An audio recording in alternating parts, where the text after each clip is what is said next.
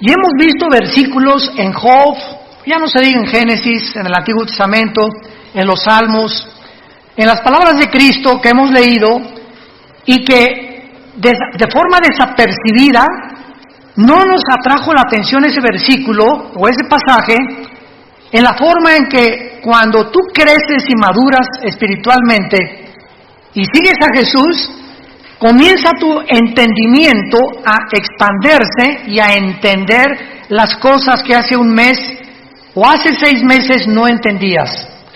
¿Recuerdan ustedes cuando Cristo en Juan les decía a los discípulos: de verdad les digo que ahora estoy, no estaré, pero vendré a vosotros? Y dice la Biblia que los discípulos comenzaron a preguntarse: ¿de qué está hablando?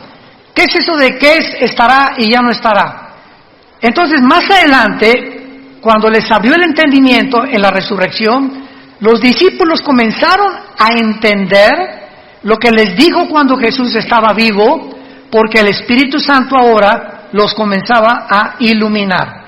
En otras palabras, si tú no tienes al Espíritu Santo, puedes ser una persona muy inteligente, muy intelectual, doctorado en filosofía y letras, doctorado en ciencias políticas, etcétera, etcétera, pero las cosas que están en la Biblia no son para la mente natural, porque la mente natural, dice 1 Corintios 2, del 10 en adelante, no entienden las cosas que son del Espíritu, porque no, para ellos son locura, porque se han de discernir. La mente intelectual es limitada, y al entrar a conectarnos con la mente de Dios, hay condiciones.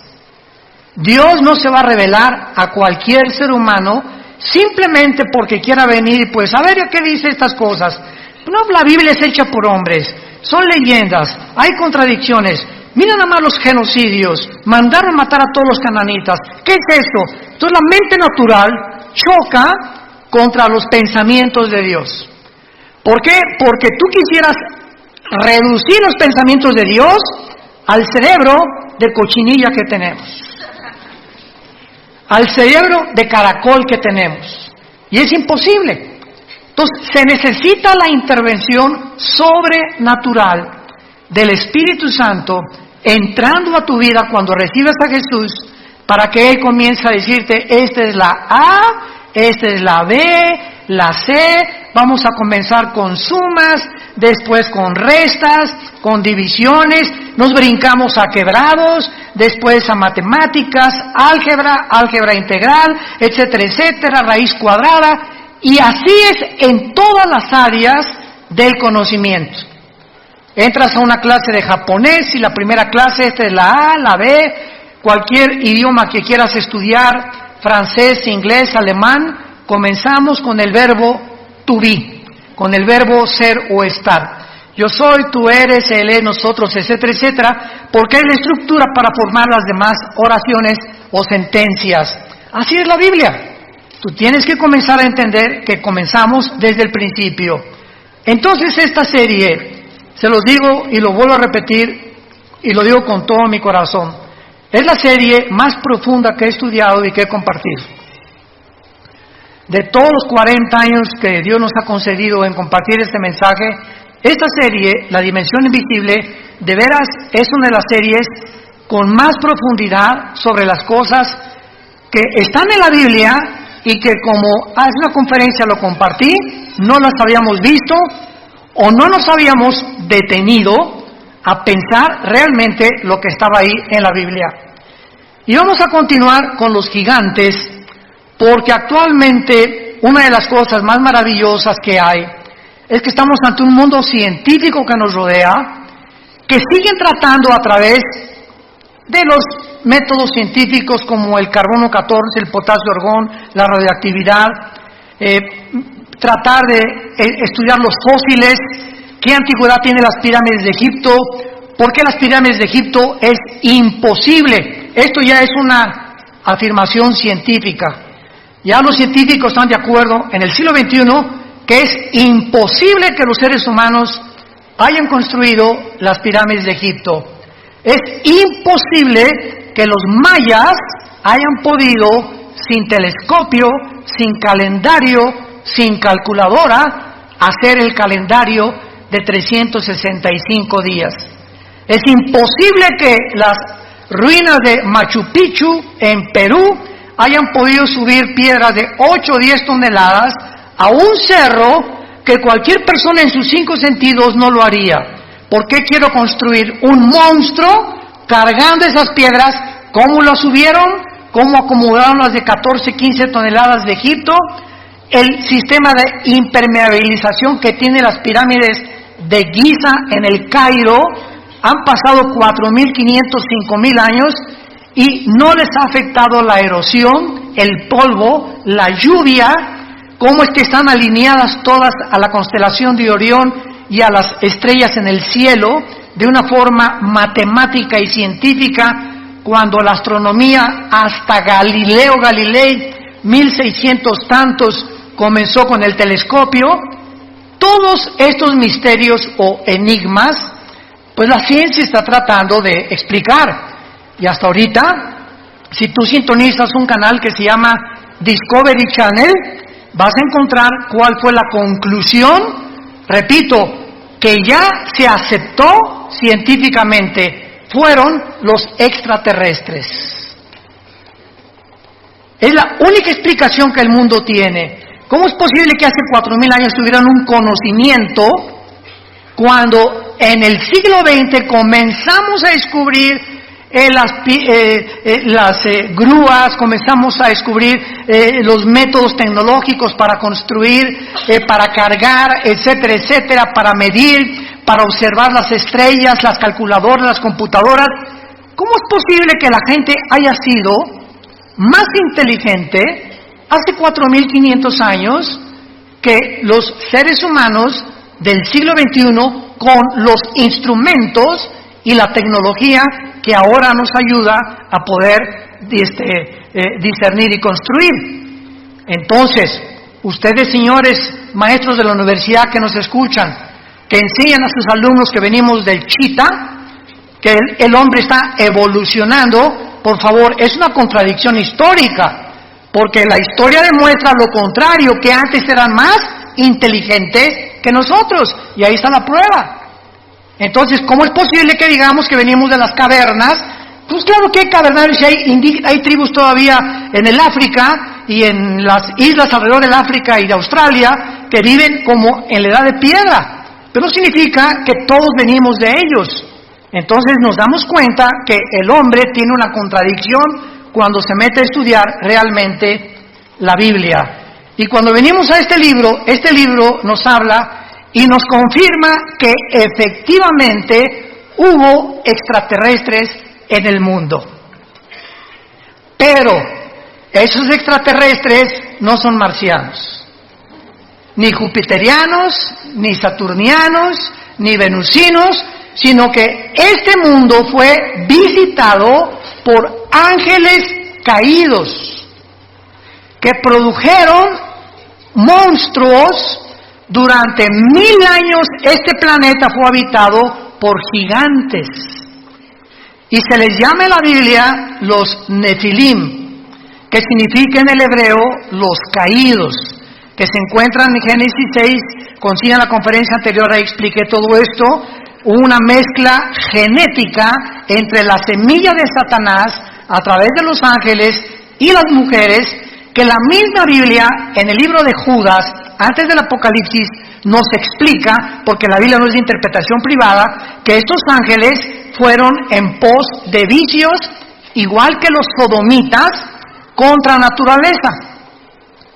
Y entonces, así como Sodoma y Gomorra son conocidas, dos ciudades destruidas por Dios, porque el hombre dejó la hombría, que en lugar de la hombría es ser atraído por una mujer, el hombre comenzó a sentirse atraído por el hombre, las mujeres por las mujeres, y en ese momento el ser humano pierde la brújula y comenzamos a desconectarnos de nuestra realidad.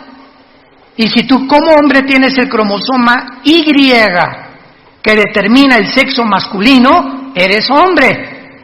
Y si tienes los cromosomas XX, eres mujer. Entonces, si tú tienes genéticamente un cromosoma, que es el que determinó tu género, y tu mente te dice que no eres genéticamente lo que la ciencia y la naturaleza dice, tu vida es una lucha no contra Dios, contra la naturaleza, contra tu propia naturaleza, y claro que consecuentemente contra Dios, porque eres el que nos creó. Entonces, todos estos conceptos que encontramos en la Biblia, nos damos cuenta también que en Génesis 3, versículo 15, la primera profecía del Mesías, Dios le dice a Satanás, tu semilla tendrá guerra contra la semilla de la mujer. Vemos dos semillas. La semilla de la mujer te herirá la cabeza y tu semilla hará caer o le quitará el equilibrio a la semilla de la mujer. Esta palabra semilla, a los que les interese en Génesis 3:15, pon arriba la palabra semilla. Gracias porque trajiste tu Biblia. Te felicito porque eres un estudiante de la Biblia. Entonces, si tú trajiste tu Biblia, rápidamente en Génesis 3:15 ponle a la palabra semilla, sera, con Z, que es la palabra hebrea para esperma. Ya comenzamos, ¿verdad? Hoy, pero lo he visto tantas veces, no me he fijado en eso. Les digo que hay tantas cosas en la Biblia, enigmáticas, misteriosas, que hasta que en 1954, por el amor de Dios, hasta el siglo pasado que se descubre el ADN, el código genético que cada célula de nuestro cuerpo contiene, con toda la información de nosotros, comenzamos a entender lo del esperma y lo de la genética, etcétera, etcétera, lo de la herencia. Y la Biblia se adelantó hace 4.500, 5.000 años para decirnos que Satanás tiene esperma.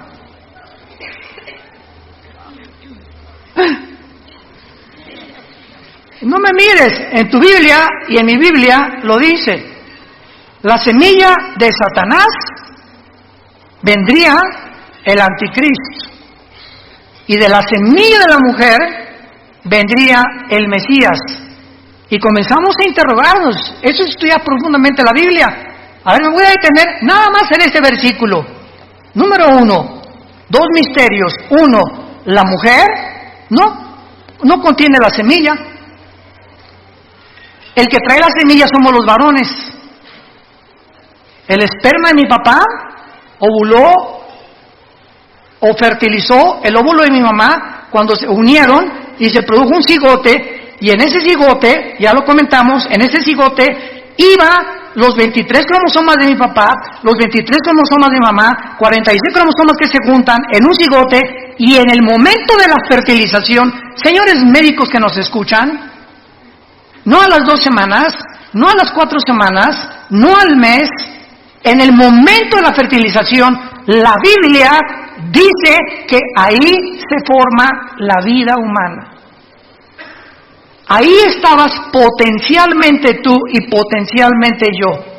En el momento que se formó el primer embrión, ahí tú y yo éramos seres humanos con toda la información ya completa, potencial, para irse desarrollando. Tú serás pulmón, tu vesícula, tus riñones, tu sistema nervioso, tus nervios ópticos, tu tímpano, tu piel. Impresionante. Toda esa información codificada en un embrión, en una célula. Entonces ya en el 54, mayor parte de los ya casi ateos ya no hay, comenzaron a darse cuenta que era imposible la evolución.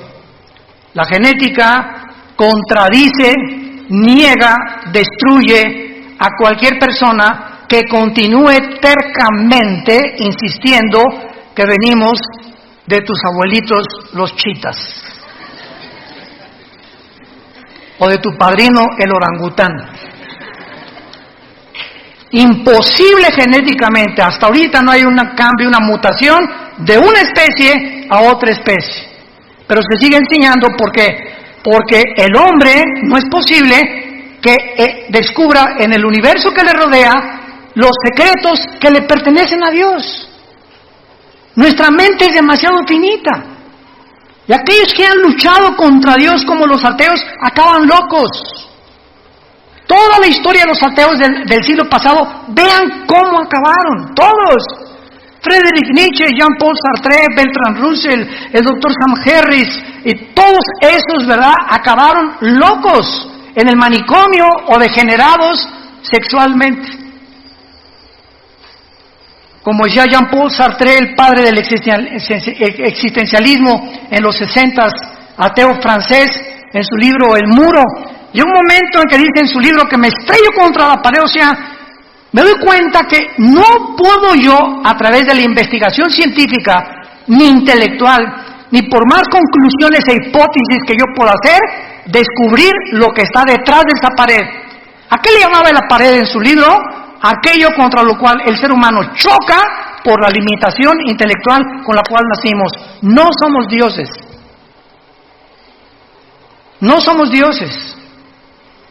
Los problemas que enfrentamos como matrimonio, como padres, como gobernantes, van mucho más allá de nuestra capacidad para resolverlos.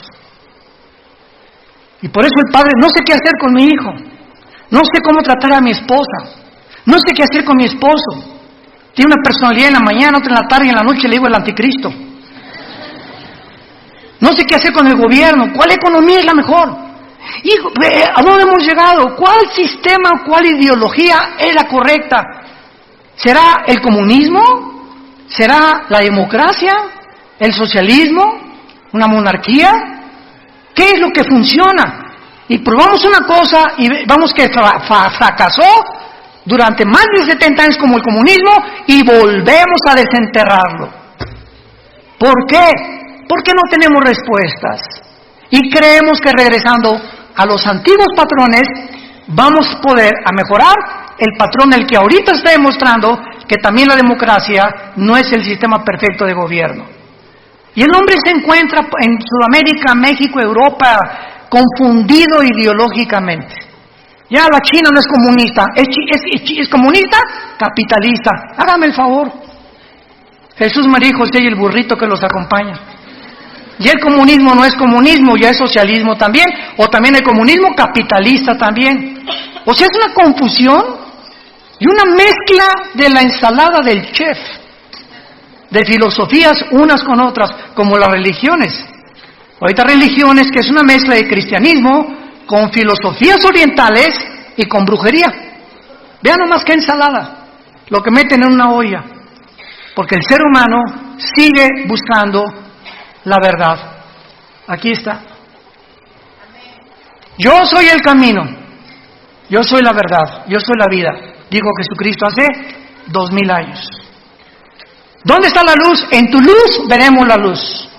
Les dejo este manual, seres humanos, para que rijan sus vidas, para que controlen sus vidas, para que informen, para que me busquen con todo el corazón y encontrarás la brújula que necesitas para viajar en la peregrinación tan corta que es la vida humana. El otro día platicábamos, hay un piloto que es vecino de nosotros, en la casa de ustedes, de American Airlines, y me decía, Armando, cuando tú vas volando, él vuela pilotos de Boeings grandísimos, ¿verdad? Me dice, ¿sabes una? Le digo, ¿y cómo le haces, por ejemplo, si sales de Dallas o sales de Chicago y vas a España, ¿cómo te diriges el mundo? Claro, su GPS le dice norte, sur, lo que tú quieras, ¿no? Le digo, y al llegar a un aeropuerto, por ejemplo, ¿cómo sabes dónde está el aeropuerto, no? ¿Cómo sabes dónde aterrizar? ¿Cómo sabes en qué posición poner para, etcétera, etcétera? Y me dijo, todo es por instrumentos. No tiene nada que ver nuestra capacidad, es por instrumentos. Si tú vas en un barco, un capitán pregúntale, y vas con el timón del barco, ¿cómo sabes en el océano el sur, el norte, el occidente, el oriente, etcétera, etcétera, por las cartas de navegación?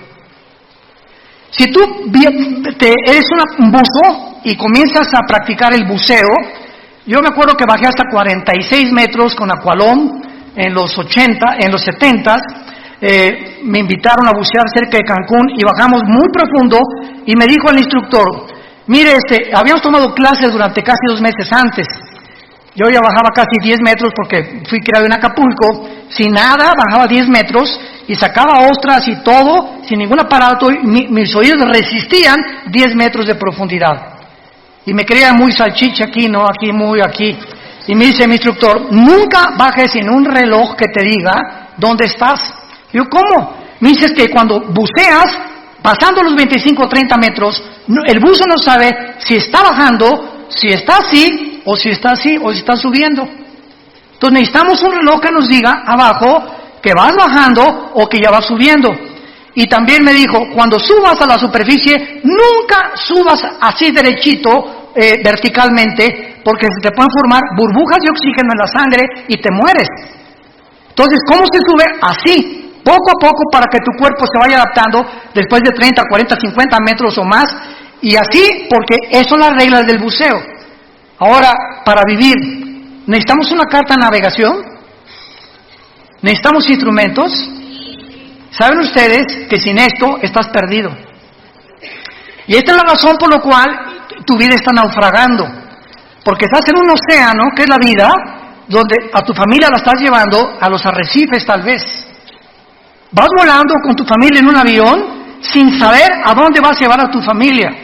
Porque según tus suposiciones estás bien, pero no has querido tener la humildad que choca contra tu orgullo de reconocer que necesitas a Dios. Y estás buceando con tu familia y estás hundiendo a tu familia en lugar de estar sacándola a la superficie. ¿Por qué? Porque no tienes cartas ni instrumentos que te digan a dónde dirigirte. Entonces, si Dios existe, es lógico que nos haya dejado un manual, y es la Biblia. El primer libro en haber sido impreso en la imprenta de Gutenberg. El primer libro en haber sido impreso. El libro más vendido y más traducido a más dialectos y el más vendido de casi después de 1500 años en las librerías. Sigue teniendo el récord de ventas en el mundo. Es el bestseller. Y casi la mayor parte de las personas que la compran la Biblia, la tienen en su casa llena de polvo. Ahí la tienen de vez en cuando. No, pues sí, ¿verdad? Porque no han sido movidas por el Espíritu Santo a descubrir y a comenzar a caminar con Dios. Si tú le dedicas 15, 10, 20 minutos en la mañana y antes de acostarte a leer la Biblia. Muy bien. Vemos nosotros en el Antiguo Testamento que cuando se mezclaron los ángeles con las mujeres, Génesis capítulo 6, no sabemos qué pasó, lo único que sabemos es que hubo un producto. Mezcla ángeles, seres humanos. Hubo un producto que se llamaron los gigantes. Génesis 6, versículo 4. Y estos gigantes se tradujo de la palabra Nefilim. Nepilim, N de nana, P de papá, con H intermedia.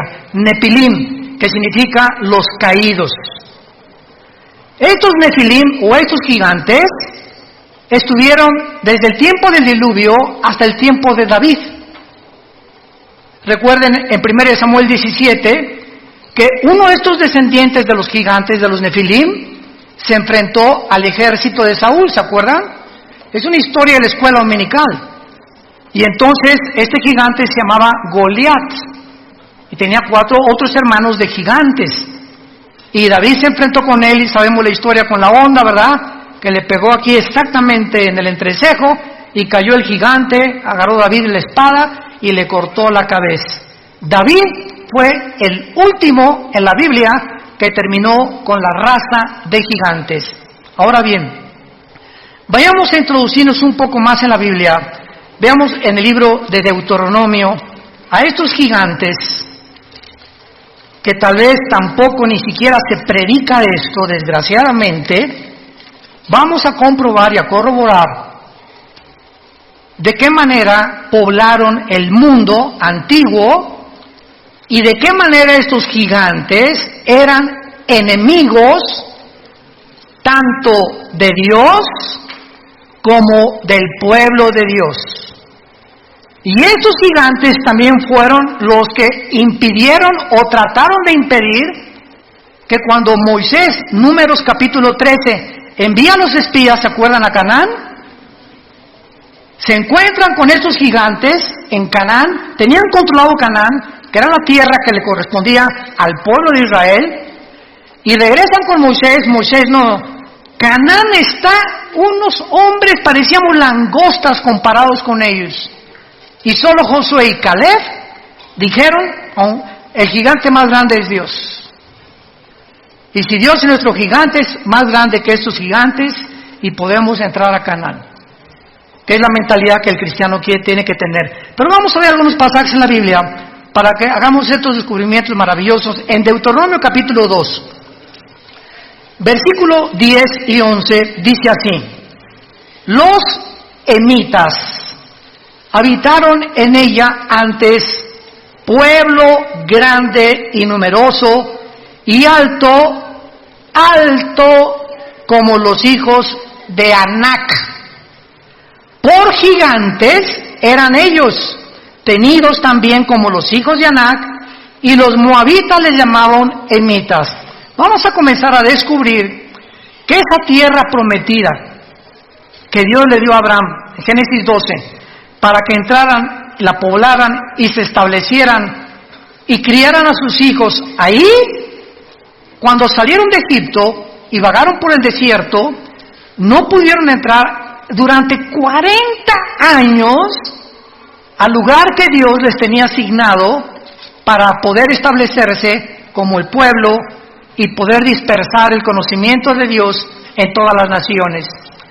Entonces, la tierra de Canaán estaba poblado por puras tribus de gigantes. Y comenzamos a ver que los semitas eran gigantes y los hijos de Anac o anaseos eran gigantes y los emitas eran gigantes. Versículo 19 al 21 del mismo capítulo 2 de Deuteronomio. Dice así: y cuando te acerques a los hijos de Amón, aquí estamos, otra tribu que se llama los amonitas, no los molestes ni contiendas con ellos, porque no te daré posesión de la tierra de los hijos de Amón. ¿Cómo? ¿Verdad? Pues a los hijos de Lot la he dado por heredad. Por tierra de gigantes fue también ella tenida. Habitaron en ella gigantes en otro tiempo, a los cuales los amonitas llamaban somsomeos, que significa los monstruos poderosos. Como pueblo grande y numeroso y alto como los hijos de Anac, a los cuales Jehová destruyó delante de los amonitas, estos sucedieron a aquellos y habitaron en su lugar. Brinquémonos al libro de los Números, capítulo 13, en la famosa expedición que tuvieron los judíos para asomarse a la tierra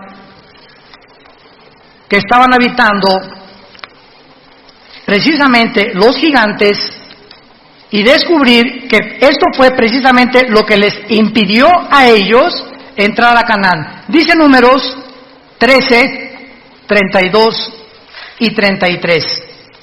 Pero vamos a leer mejor desde el 30. Números 13 del 30, para tener el contexto. Entonces Caleb, aquí ya regresaron de espiar la tierra de Canaán, hizo callar al pueblo delante de Moisés y dijo: subamos luego y tomemos posesión de ella, porque más podremos nosotros que ellos. Mas los varones que subieron con él dijeron: no podremos contra aquel pueblo, porque es más fuerte que nosotros. Y hablaron mal de los hijos de Israel, de la tierra que habían reconocido, diciendo: la tierra por donde pasamos para reconocerla es tierra que traga a sus moradores, y todo el pueblo que vimos en medio de ella son hombres de grande estatura. También vimos allí gigantes, hijos de Anac, o sea, los anaseos, raza de gigantes, y éramos nosotros, a nuestro parecer, como langostas, y así les parecíamos a ellos. Vemos pues que este mundo estuvo infiltrado en el tiempo de los antiguos, de nuestros antepasados, por gigantes.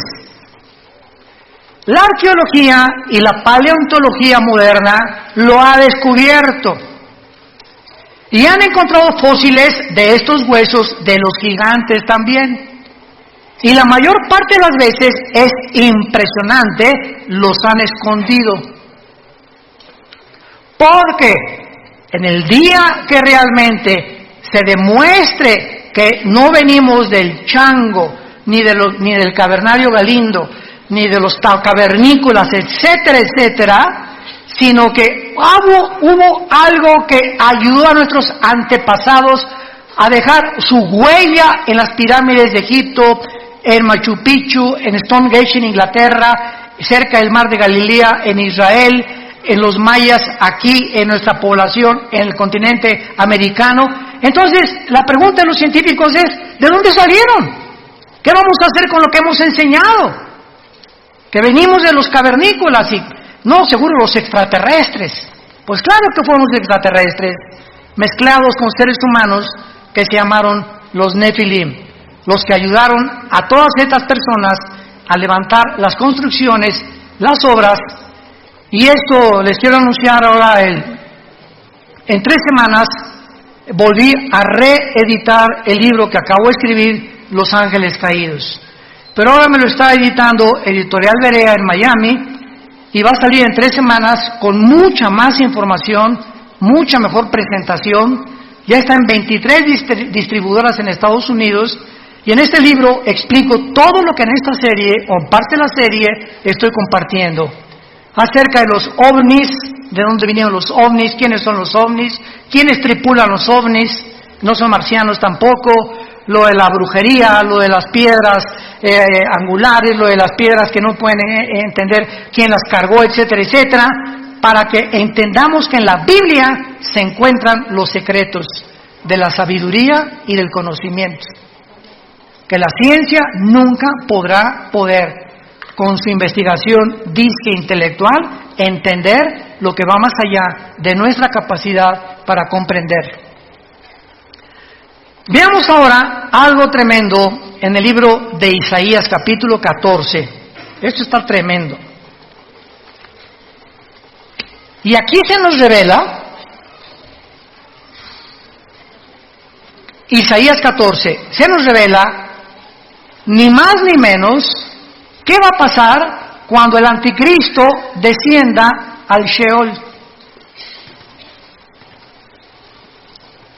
Aquí se nos revela una área enigmática y prohibida para cualquier ser humano, revelada en la Biblia, de lo que pasa en el mundo invisible, de los que ya están en el lugar del Sheol o en el infierno actualmente. Y vean ustedes lo que la Biblia dice acerca de qué pasará con los gigantes cuando vean al anticristo. Esto está, ni Hollywood se imagina algo así. Génesis, Isaías 14, versículo 9. El Sheol abajo se espantó de ti. Está hablando, vamos a ver, del anticristo. Despertó muertos que en tu venida salieran a recibirte. O sea, los habitantes del infierno o del Sheol que estén ahí cuando el anticristo entre se van a espantar. Porque tienen mucho conocimiento. Acordemos una cosa, la muerte no es la cesación de la vida. No hay tal cosa como que ya dejamos de existir. La muerte continúa en un estado de nuestra conciencia. Entonces, la muerte es un estado consciente, para definirla.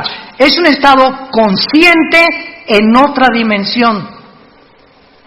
Y cuando yo digo consciente, es que te vas a acordar quién eres. Y vas a estar en el infierno, y cuando te enterraron, los gusanos se comieron tu cerebro, ¿no es cierto? Se comieron o lo que te quedó de tu sangre, tus ojos, en fin, todo. ¿Cómo es posible que en el infierno recuerdes si tu cerebro se lo comieron los gusanos?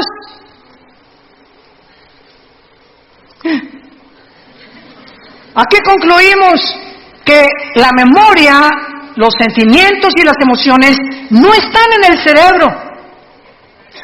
Continúan estando con nosotros sin el cerebro que teníamos, por lo que pertenecen a la dimensión espiritual. Como los sueños. Los sueños son viajes. No marihuanos, ¿verdad? Desde luego. A menos que... quién sabe que te metes antes de acostarte, ¿verdad? Pero... hacemos viajes con lugares, personas. Estamos en un mundo, estamos en una dimensión que el cerebro, así como el hígado produce la bilis y el estómago, los jugos gástricos, el cerebro no produce los sueños ni los pensamientos tampoco. Los pensamientos trascienden al cerebro, y en la neurología se ha tratado, pues aquí en esta zona del hemisferio izquierdo del cerebro hay esto, en el derecho hay esto, estas cosas, solo que más o menos han tratado de ver que está conectado, pero nos damos cuenta que la Biblia nos muestra que los muertos están conscientes, y ¿cómo no pueden estar si mi cerebro está en la tumba? ¿Cómo puedo ver en la otra vida si mis ojos se los comieron los gusanos?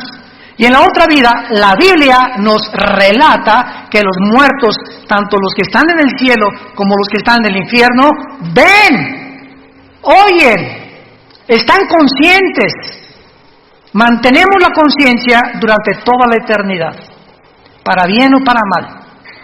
Aun cuando nosotros, cuando muramos, ¿verdad?, con Cristo, dichosos los que mueren en Cristo porque han descansado de sus obras del pasado, mantenemos la conciencia, pero dicen en Isaías que será renovada nuestra mente, nuestra conciencia, porque tendremos un cuerpo como el de Cristo cuando Él resucitó,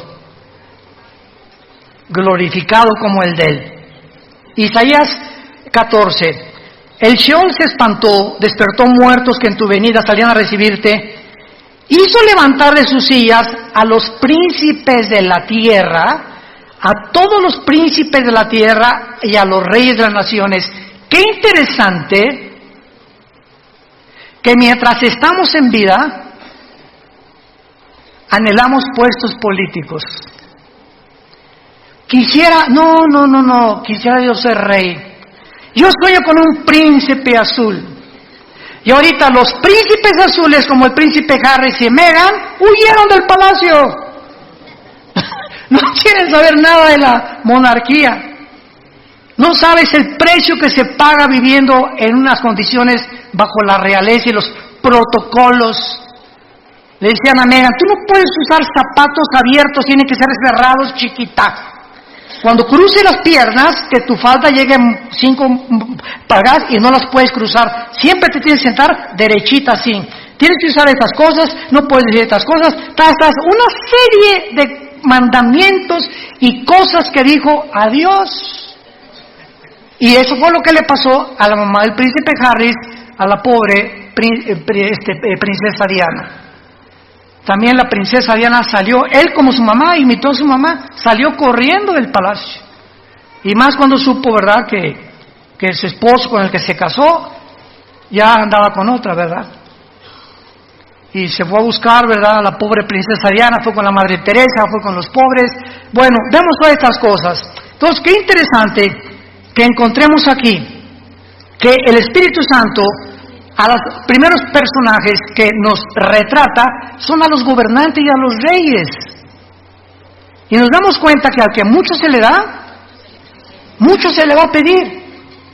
Entonces, cuidado políticos que nos escuchan, cuidado jueces que nos escuchan, cuidado personas que tienen en su poder la autoridad de juzgar, de meter a la cárcel, de sacar a la cárcel, porque Dios los va a juzgar con una vara mucho más grande, porque esta autoridad es delegada, no es de ellos, es delegada por Dios. Romanos 13, no hay autoridad más que de parte de Dios, y la que hay por Dios ha sido establecida, de manera que el que resiste a la autoridad resiste a Dios. Por eso se nos manda someternos a nuestros gobiernos.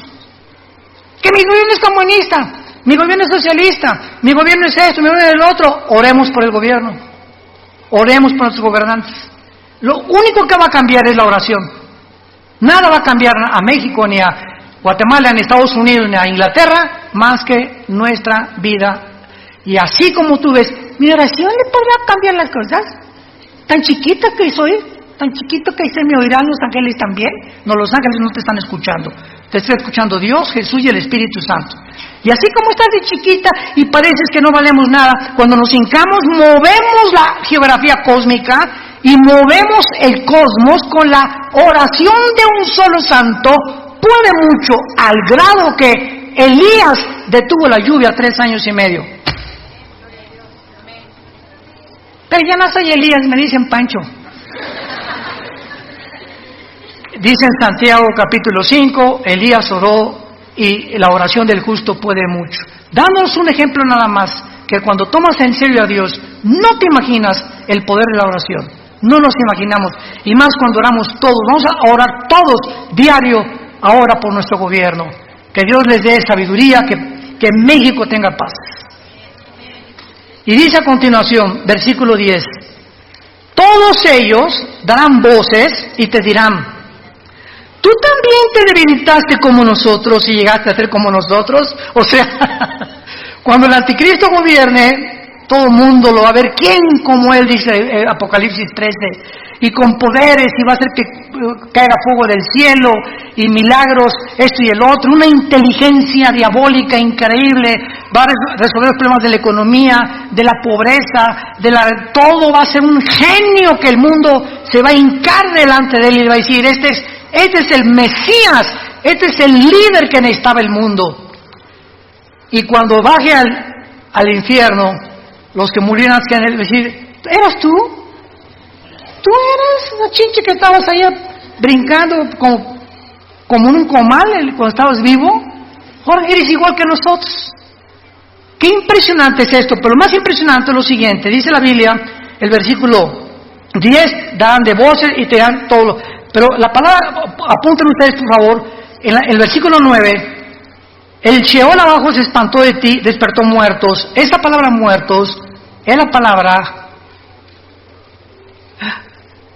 Refaim, que es otra de las palabras hebreas para los gigantes y para los nefilim. Ahí van a estar los nefilim o los espíritus de los gigantes en el infierno con otros espíritus de seres humanos también. Y vemos nosotros que la Biblia los coloca ahí porque vamos a ver otro pasaje donde ellos, estos gigantes que habitaban la tierra, mezcla híbrida ángeles humanos, no van a resucitar. Tanto los buenos como los malos vamos a resucitar, ¿correcto? Por más malo que seas, después del milenio, Apocalipsis 20 del 11 al 15, el juicio del gran trono blanco es la resurrección, que es la segunda muerte de los incrédulos. Isaías 26, demos la vuelta a Isaías 26.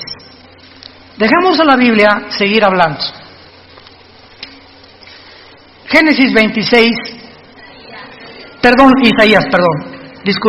Isaías 26, versículo 14. Vean nada más este versículo. Isaías 26, 14. Muertos son, no vivirán. Han fallecido, no resucitarán. A ver, espérenme tantito. Usted oiga, maestro del Instituto Bíblico, maestro de teología, ¿quiénes no van a resucitar? Tanto los buenos como los malos. ¿Quiénes son? ¿Qué género o qué entidad espiritual está mencionando aquí que ellos no van a resucitar? La palabra fallecido y muertos ahí, apúntalo, es la palabra Refaim. Otra vez, los gigantes. Ellos no van a resucitar. Yo vi tantas veces este versículo y así pasa. No lo entiendo, le doy la vuelta a la hoja. Porque es lo mejor que podemos hacer, ¿verdad? Chocamos con tantas cosas en la Biblia que le sigo leyendo mejor. Como cuando comemos pescado, ¿no? Ahí me encanta el guachinango, así me encanta así uno entero, frito al mojo de ajo. Y lo quitas, ¿verdad? Le quitas la cabeza, etcétera, etcétera, y lo comienza a comer, le quitas el espinazo, la colita la chupas, es rica, pero vas a encontrar muchas espinas todavía. ¿Y qué haces cuando te encuentras una espina? ¿Ya dejas de comer? No, ¿verdad? Te la quitas y la pones a un lado y te sigues comiendo la carnita. Así es la Biblia. Nos encontramos con tantas espinas que, no porque no lo entienda, la voy a dejar de leer. Voy a dejarla y voy a seguir comiendo lo que creo que puedo entender. Y tal vez el año que entra, en 2 años, en 5 años, vas a entender y regresar a lo que ahorita estamos compartiendo y lo vas a entender. Así es la palabra de Dios. Muy bien. Ahora entonces vemos claramente, ¿verdad?, que durante los días de Moisés y Josué, muere Moisés, Josué se encarga de matar a los gigantes. O sea, todas las guerras de Josué eran contra 7 ciudades cananitas. La primera, acuérdense que fue Jericó, ¿se acuerdan? Que cayeron los muros de Jericó cuando los sacerdotes tocaron los shofares, cuando oyeron tutú, tutú en la 7ª vuelta, se cayeron para que aprendieran que no es con espada ni con ejército, es con el Espíritu de Dios. Que no hay inteligencia, ni conocimiento, ni sabiduría contra Dios. El caballo se prepara para la batalla, pero Dios te da la victoria. Tú tendrás enemigos y tendrás gente que te quiere hacer mal, etcétera, etcétera, pero sabes una cosa, detrás de todo hay un mundo espiritual, y si tú caminas con Jesús, es tuya la victoria. Es tuya la victoria. Ahora vean.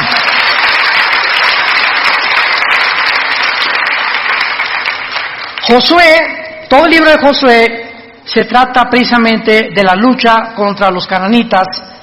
Y termina Josué, ¿verdad? Y no terminó la lucha contra los cananitas, simplemente porque después de Josué vino una época que se llamaron los jueces.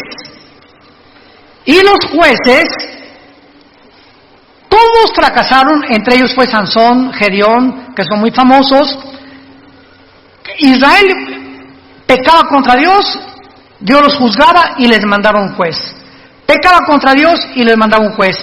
El libro de los jueces es el libro más oscuro, donde las tinieblas más grandes cubrieron la tierra de Israel.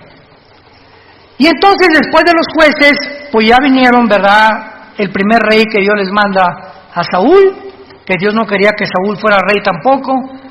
Vino David, que era el ungido de Dios, y después de David vino Salomón. Y fue hasta el reino de David. Vayamos a 2 de Samuel, capítulo 21, y veamos cómo fue David el que acabó con esta raza de gigantes. Por eso se le llama a David el guerrero más grande de la Biblia, a Salomón el hombre más sabio.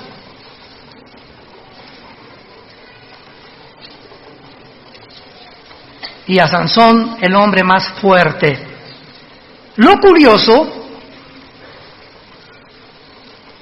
de que el hombre más sabio de la Biblia, Salomón, el guerrero más fuerte de la Biblia, David, y el hombre más fuerte que cargaba una puerta casi de 150 kilos y con una quijada mataba leones, Sansón, estos 3 hombres los venció una mujer.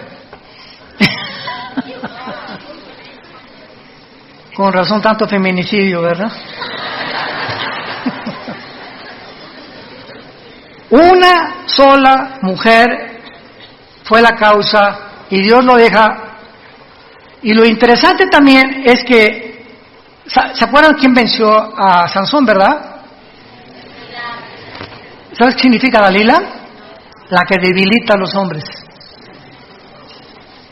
Cuando un hombre casado, porque David tenía esposa y Salomón tenía, pero bastantitas, etcétera, etcétera, cuando comenzamos a poner nuestros ojos y apartarlos de nuestro matrimonio, no nos imaginamos los hombres casados.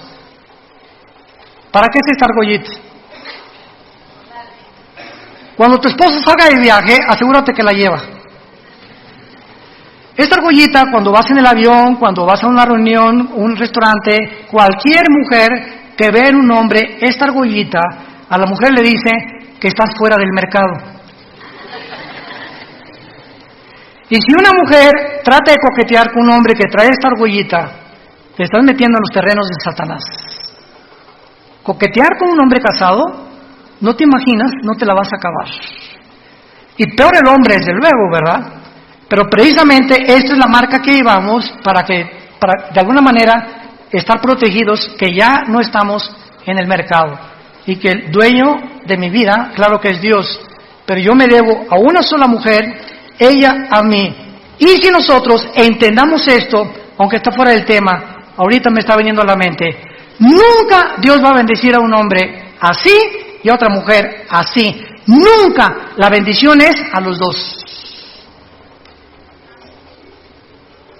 Si tú estás por acá, yo soy muy espiritual, mi esposa es una carnalota. O yo soy muy espiritual y mi esposa, hasta que no arregle sus problemas y no caminemos los dos juntos, no esperemos ser guiados por el Espíritu Santo. Ni que haya bendición sobre tu familia. Te engañas completamente. Los dos tenemos que caminar, y se los digo a mis pastores, porque hay pastores que la obra de Dios y el evangelismo y esto y el otro, y la familia pasa al segundo lugar. Cuando la familia pasa al segundo lugar, Dios no bendice a ese pastor, ni a ese misionero, ni a ese hombre, por más que se parezca a San Francisco de Asís. Es al matrimonio a quien Dios bendice.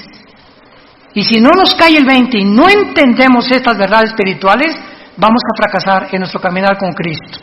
Dice 2 Samuel 21, versículo 15, volvieron los filisteos a hacer la guerra a Israel, descendió David, y Benob, uno de los descendientes de los gigantes, estos eran hermanos de Goliat, cuya lanza pesaba 300 cielos de bronce, tas, versículo 17, mas Abisaí, hijo de Sarbia, llegó con su ayuda e hirió al filisteo y lo mató. Versículo 18, otra segunda guerra hubo después en Gob contra los filisteos. Entonces Sibecaí en Jueces capítulo 1 se menciona que pertenecía a la raza de los gigantes también.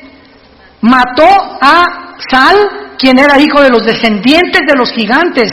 Y hubo otra guerra en Gob contra los filisteos, y hijo de Laare, Orejim de Belén, mató a Goliat Geteo, el asta de cuya lanza era como rodillo de telar. Después hubo otra guerra en Gad, donde había un hombre de gran estatura, el cual tenía 12 dedos en las manos y 12 dedos en los pies, 24 por todos, y era descendientes de los Refaim, o de los Nefilim, o de los gigantes. Este desafió a Israel y lo mató Jonatán, hijo de Simea, hermano de David. Estos 4 gigantes eran descendientes de los gigantes de Gad. Acuérdense que Goliat era de esta tierra, venía de Gad. Si leen 1 Samuel 17, los cuales cayeron por mano de David y por manos de sus siervos. Damas y caballeros, familia de Dios, estamos en una guerra cósmica. Y solamente hasta que tú llegues a tomar en serio las Escrituras, tu familia estará protegida. Tu matrimonio saldrá adelante, tus hijos te lo agradecerán. Si esas condiciones no están en ti, no vas a poder entender la Biblia, porque Dios rechaza a los soberbios y Él tiene comunión con los humildes de corazón.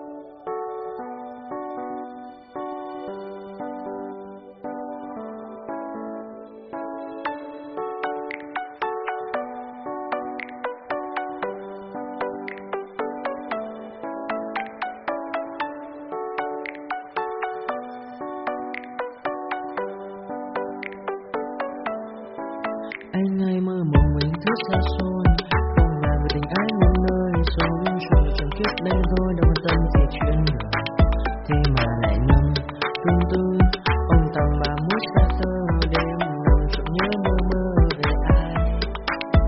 Thì xa anh yêu rồi từ ánh mắt nụ cười từ đôi môi gọi mưa sao xuống lòng anh. Thì xa mê anh rồi ngày ngày đêm mong lời chỉ nghĩ đến em thôi, đó là do anh đã yêu rồi, anh đã yêu rồi, anh đã yêu rồi, anh đã yêu rồi, anh đã yêu rồi, anh đã yêu em mất rồi.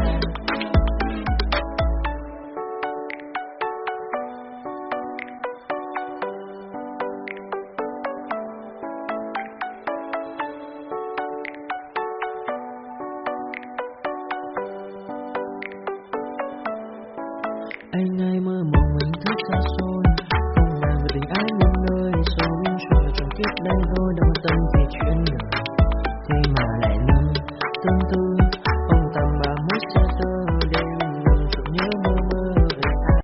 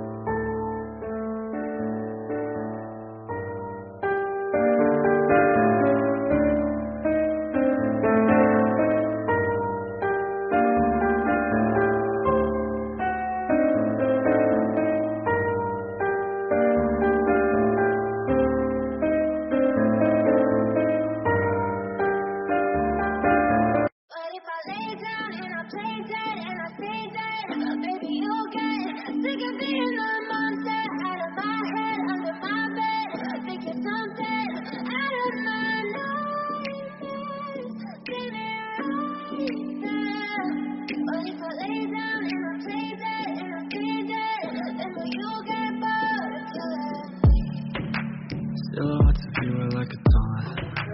Never really know just what you want. With you I don't ever feel calm. I can feel the sweat inside my palm.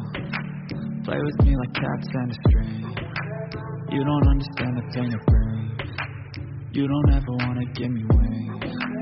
You don't ever wanna set me free. You know I'm addicted to you, and it's twisted you can get you with the evil voodoo. Got me coming back for more, even when I've been screwed. Dolls full of pins, pierce my heart straight through.